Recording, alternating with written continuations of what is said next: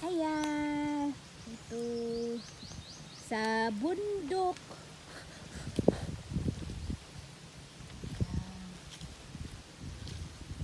sa bundok buhay. Ay, si Dim nanawag. Alay, diri ni sa bukid. Ay, yan, live sa bundok. Yan.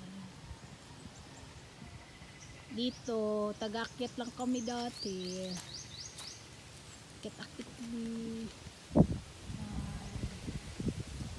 Sa likod.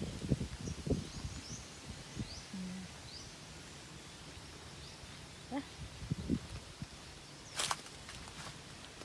Ito ang life naming mag-uuma.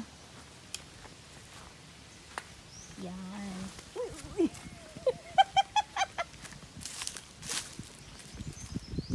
Yan. Here. Punta dito. No. Ay, doon na lang tago. Oh.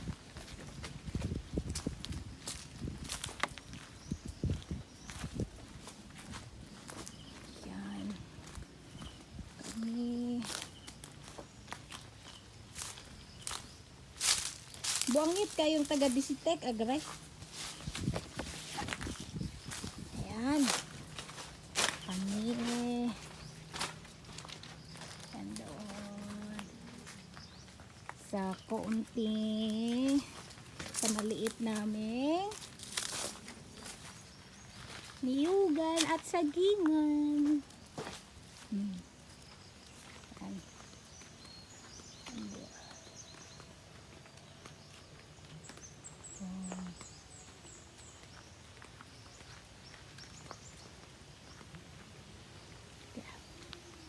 Bye-bye! Yan. Bundok. Yan. Ito lang ang aming life sa bundok. Yan oh.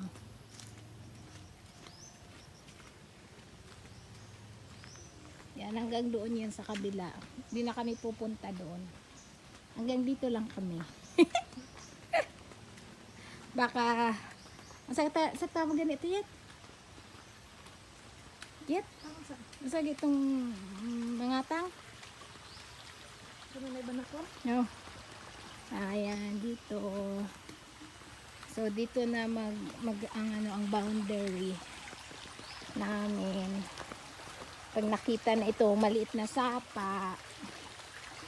Ayan. Dito.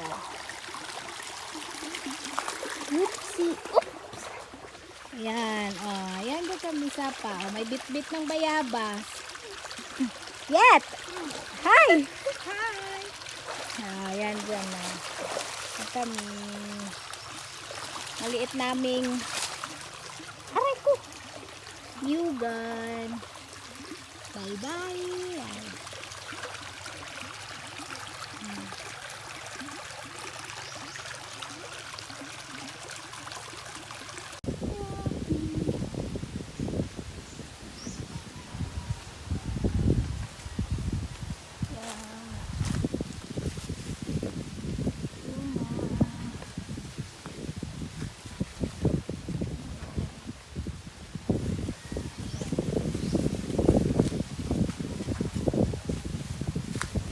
Malapit na siyang i-harvest.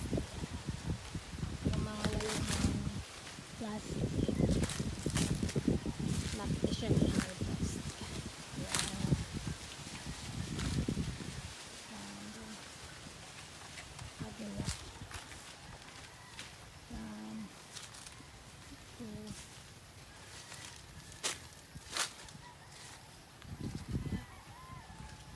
Kami basta dun sa baba papunta doon. Ayan.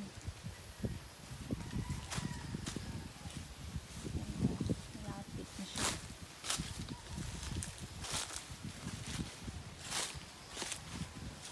Yan, may tanim din pala ng kalabasa. May kalabasa. basa din dito. Mm.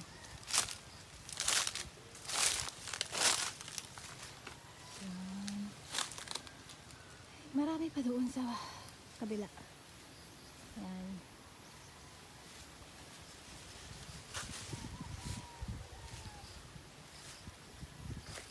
Mhm.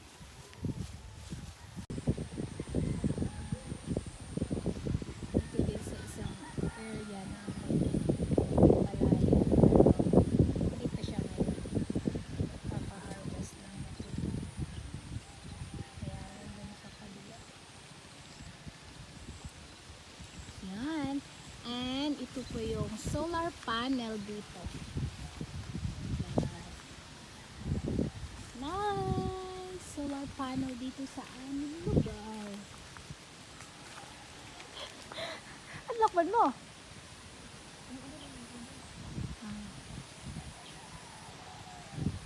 Ayan, ang solar panel dito. Ayan. Tapos ang source ng tubig para sa mga palaya nandun sa baba. Ayan. Wala pa man di ba yet? Wala pa man sa bugan? Hindi pa yan siya, hindi pa siya ready.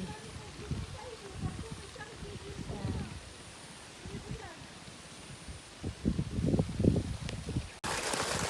Isa sa mga source na ng tubig sa mga palayan. Yan galing sa